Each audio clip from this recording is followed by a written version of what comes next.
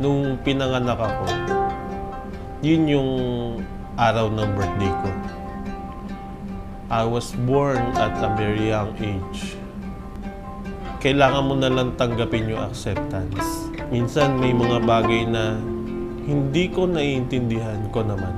Kaya naniniwala ako sa kasabihan, kung hindi para sa'yo, it's not for you.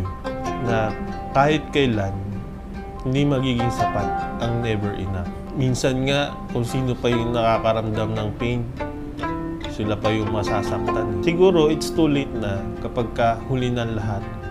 Pero everything happens for a reason.